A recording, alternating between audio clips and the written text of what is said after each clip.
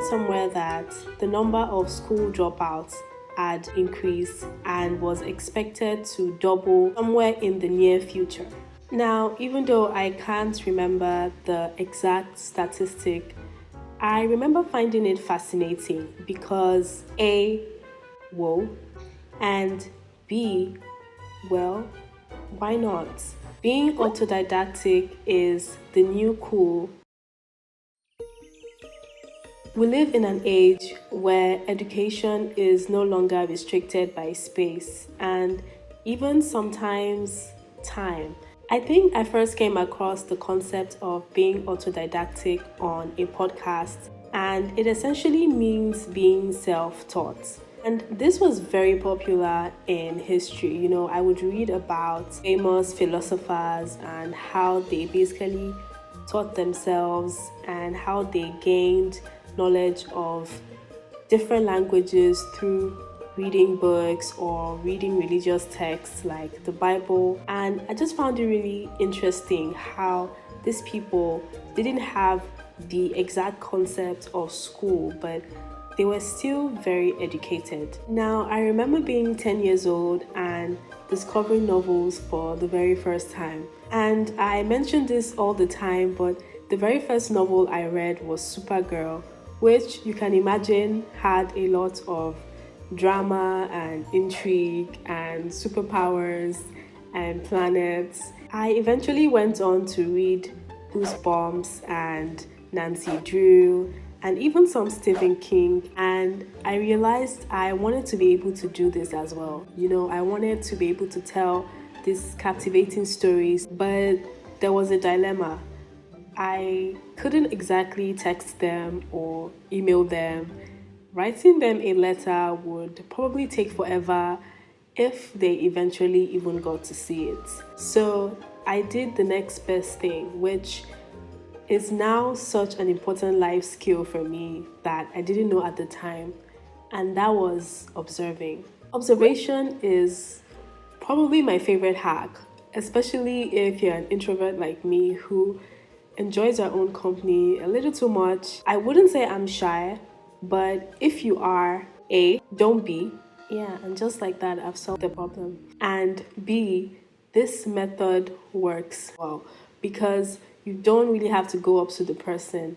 I mean, it wasn't like I had the direct phone number of Mary Higgins Clark, rest her soul.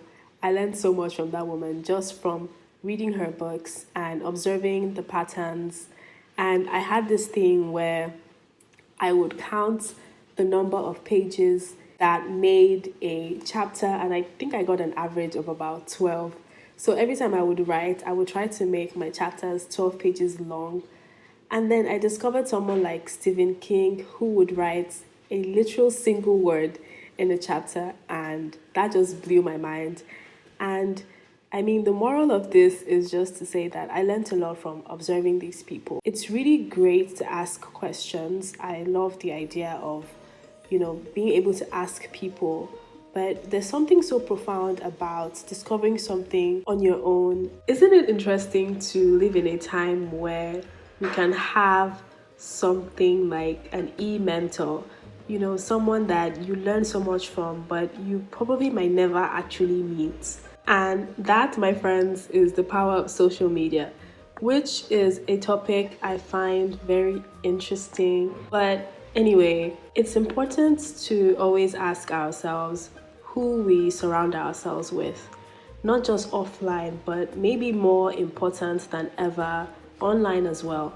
Look for great people who do great work that you love or admire. Look up who they follow as well and what are some of the recommendations that they make. It's basically a mentor inception.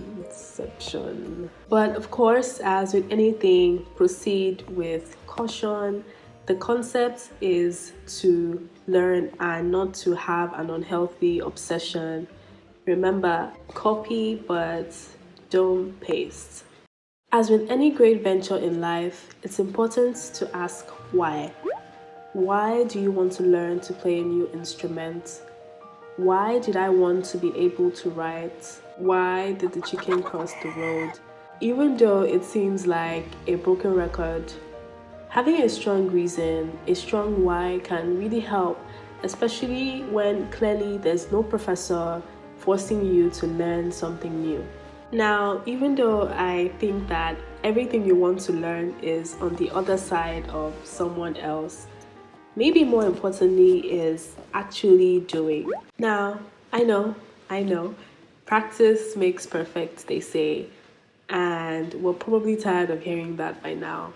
But it's very true because let's face it, how much of physics or math do I actually remember? I've realized that doing isn't just a key to learning, doing is learning. But it doesn't always feel that way, especially if you feel like you're failing and it's on such a public scale. Sometimes I look at some of my first videos, even the ones I didn't publish, and it's a cringe fest, but it's also kind of cute to look back at the progress. The progress doesn't seem like much when you look at it through the days or even weeks, but turn it into a yearly graph and it makes all the difference in the world. I think that as humans, we are naturally curious, but we've also learned to balance that with a healthy dose of fear, the fight or flight response. I hope we never lose our sense of wonder. Life is so rich. And even if you think that you're not the typical straight A student or scholar, it's not even about that. That's pretty much irrelevant. It's more of a mindset shift in committing to being a lifelong learner.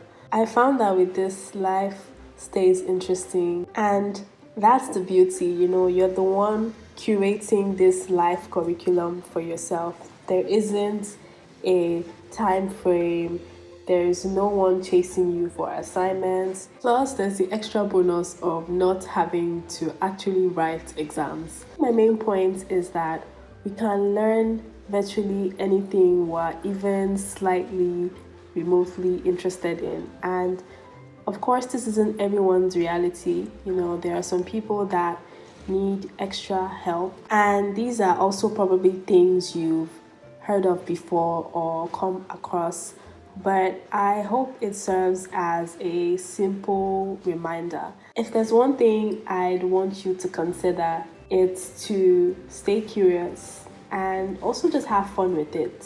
Okay, two things. I, for one, knew nothing about cameras, much less video editing, because it wasn't a required course in medical school, but here we are. Now, these are things that have worked for me personally. I hope you find them useful.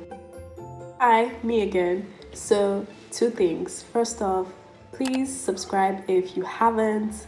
And second, please share any thoughts or advice that you might have on this topic. Have you been self-taught any particular skill? And do you think that schools can actually ever become extinct somewhere in the distant future? Let's chat in the comments, and as always, I will see you there.